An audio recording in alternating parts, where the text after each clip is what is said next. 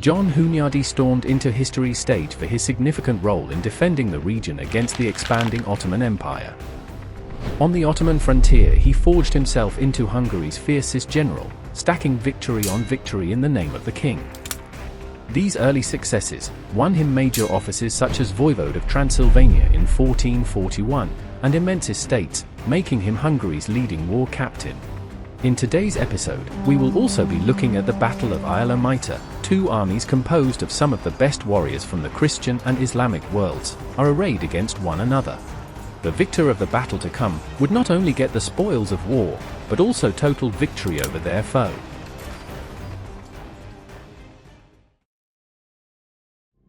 The sudden death of King Sigismund back in 1437 caused a period of political instability in Buda, as the former king had no male heirs to succeed him to the throne. Eventually, Sigismund's son-in-law, Duke Albert of Austria, was elected as the new king of Hungary, in return for conceding a number of political concessions to the Hungarian nobility. Being faced with a Transylvanian peasant revolt, Ottoman raids from Wallachia, and an unruly nobility at home, the new foreign king of Hungary, like his predecessor before him, spent the first months of his reign placating the local officials of his capital and his realm. This sudden wave of Hungarian instability got even worse, as in the fall of the same year, the newly crowned King Albert died of dysentery while mustering an army to repulse the Ottomans. As a result of Albert's sudden death and the dissolution of his army, Murad began his siege on the Hungarian fortress city of Belgrade in 1440. Even though the 5-month siege failed to penetrate the walls of Belgrade, it sent shockwaves across the whole region, as a sizable Muslim army was now at the gates of Central Europe. Back in Buda, the political scene had become even more chaotic, as King Albert's sudden death had caused a power vacuum in the kingdom. Even though the late king's widow had given birth to a posthumous son, Ladislaus, much of the Hungarian nobility rejected the infant's claim to the Hungarian throne, as many preferred a monarch capable of dealing with the current Ottoman crisis on the southern border. As a result, the 15-year-old King Vladislav III of Poland was offered the crown by the estates of the realm. This sudden move sparked a civil war in Hungary. Between 1440 and 1441, the supporters of Ladislaus and Vladislav III clashed all across the country, culminating in the latter's decisive win against the former at the Battle of Batashek. As the infant king of Hungary fled to the safety of Austria, Vladislav entered Buda and began consolidating his hold over his newly acquired kingdom by appointing loyal men to offices of power. One such man was a talented Hungarian military magnate named John Hunyadi, whose martial skills had won Vladislav the throne at Batashek.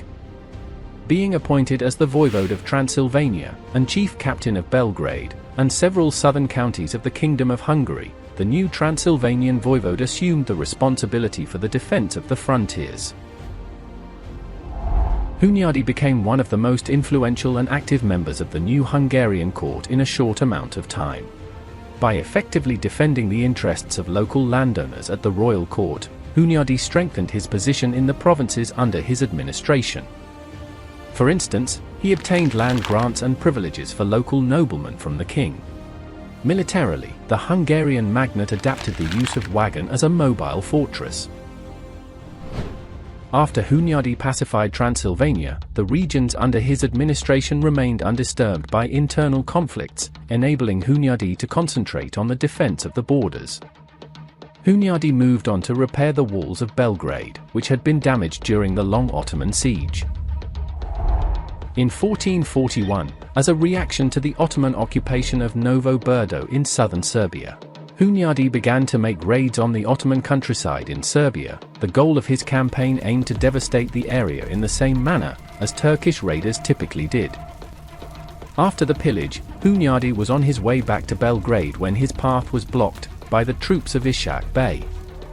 In a surprise turn of events, the Hungarian magnate was able to score a shocking victory over the local Muslim governor of Smederevo, before raiding the local countryside.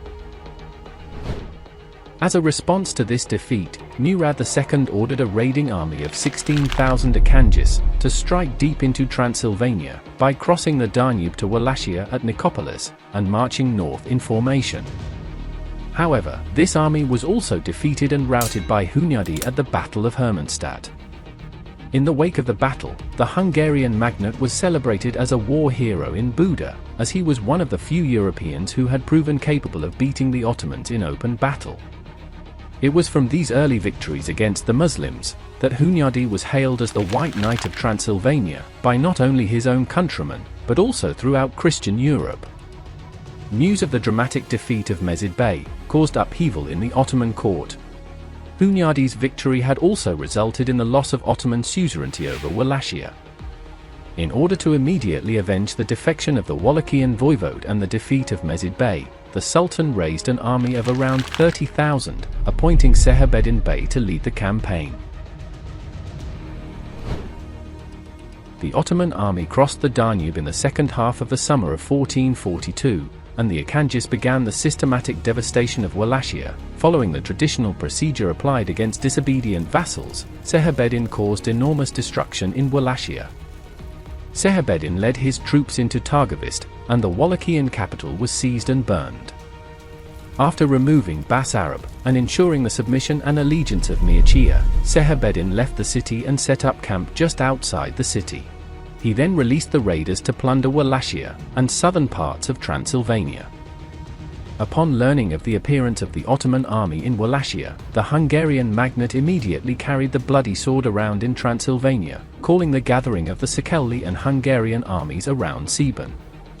The gathered army of Hunyadi consisted of around 15,000 experienced troops. Seeing an opportunity to subdue the unstable buffer country into Hungarian vassalage once more, Hunyadi invaded Wallachia during the fall of 1442, and engaged with the forces of Szeged near the river of Ialomita.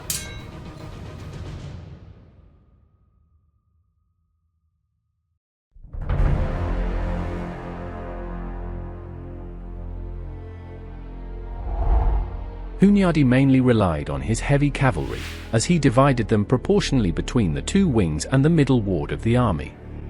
He placed the light cavalry in front, with the heavy infantry in the middle, and spearmen and archers stood up as a reserve behind the heavy infantry. Earlier, Hunyadi studied the Hussites' tactics, as he began applying its featuring elements, including the use of wagons as a mobile fortress. On the Ottoman side, the heavy cavalry stood in the center in two, or even more battle lines, and the janissaries stood on both sides of them, while the light cavalry Sipahis were placed to the two wings. Hunyadi began the battle by sending the center of his army forward in a wedge formation, to break the Ottoman line. However, the Ottoman heavy cavalry, reinforced by janissaries, stopped the first Hungarian assault. In response, Szeged ordered his janissaries to surround Hunyadi's advancing center in a semicircle, and directed the Sipahis to strike hard at the flanks, pushing back the Hungarian light cavalry. Realizing of the threat, Hunyadi withdrew his center toward the narrow mouth of the valley, where the steep sides protected his weakened wings, and allowed him to reorganize his forces. Believing victory was already theirs, the Ottomans pursued the retreating Hungarians. In the meantime, the war wagons suddenly appeared along valley edges, and began supporting the light infantry, who ambushed the Ottomans on the wings from the mountains. This sudden unexpected counterattack confused the Ottoman army and Szeged Bey, who had no time and place to sufficiently unfold his army, which was crowded in the narrow valley. In these circumstances, Hunyadi ordered his heavy cavalry on the center to attack again, which led the Ottoman army into a catastrophic situation, because it was surrounded on three sides. The Ottoman units at the front, which were seeking shelter from the sabers of the Hungarian heavy cavalry, began to flee in mass. Hunyadi then ordered his light cavalry to chase the fleeing Ottomans. In the aftermath of this massacre, almost half of the Ottoman army perished on the battlefield, and only the other half was able to cross the Danube River to reach the Ottoman territory. The Hungarians took 5,000 prisoners and 200 flags, in addition to over 16 Ottoman marcher lords were killed, alongside thousands of Ottoman raiders and janissaries. After the victory over Szeged Bey, the cousin of the former Wallachian ruler, the pro-Hungarian Bas-Arab, was installed once again as voivode of Wallachia, under Hungarian suzerainty. During his journey back to Hungarian territory, Hunyadi also sacked and razed the Ottoman town of Vidin, as a showcase of strength against Edirne. Hunyadi's military campaigns into Wallachia had been a major physiological success for Buda, which now saw itself as capable standing against Ottoman aggression, after many years of military defeats. Moreover, for the first time in decades, the war had been shifted into Ottoman territory, thus finally giving a period of respite for the new subjects of Vladislav. By the start of 1443, Pope Eugene IV published a crusading bull against the Ottomans, and by Palm Sunday of the same year, Buda declared war on Edirne. With the mediation of Cardinal Cesarini, Vladislav reached a truce with Frederick III of Germany. The armistice guaranteed that Frederick would not attack Hungary within 12 months. Vladislav, together with John Hunyadi and a still exiled Juraj Branković, spent most of the summer mustering a great crusading army. Many in the crusading camp were optimistic about the upcoming campaign, as the majority of the main Ottoman army under Murad had been redeployed to Anatolia to deal with the Karamanids. In the autumn of 1443, the Crusaders departed for the campaign, at the head of an army of 25,000 men. The Polish-Hungarian king led the army, but in reality, John Hunyadi held the most influence in the Crusader camp. The exiled Juraj Branković also joined them with a force of 8,000 Serbians. Murad knew he could not rely on the loyalty of his troops from Rumelia, which had difficulties countering Hungarian tactics, as they also had better armor, often rendering the Ottoman weapons useless. The military campaign started strong for the Crusaders, as they were able to rout 3 provincial Ottoman armies near the outskirts of the towns of Nish in a series of 3 battles. Hunyadi had prevented these Ottoman armies from uniting into a larger force, with the help of his newly formed light cavalry corps, called the Hussars, a direct response to the highly mobile Akanji light horsemen of the Ottoman army. It was to be after these defeats that a certain Ottoman governor, named Iskender Bey, a son of a former Albanian feudal lord, deserted his post and instigated a major rebellion back in his homeland. Meanwhile, the White Knight of Transylvania captured Kruševac and Niš in a quick succession. In the meantime, Murad II had crossed into Europe with his Anatolian army and began mustering more troops in order to deal with the sizable Crusader host. However, with the Crusader army now marching down south toward the Ottoman capital, the decision to implement a scorched earth strategy was taken by the Ottoman Sultan, which saw the evacuation and burning down of Sofia and many other villages in the local area. By early December, the Crusaders, who themselves were low on supplies, entered a depleted and burnt down Sofia. Cold weather and the lack of supplies forced the Christian troops to stop the campaign at Zlatitsa.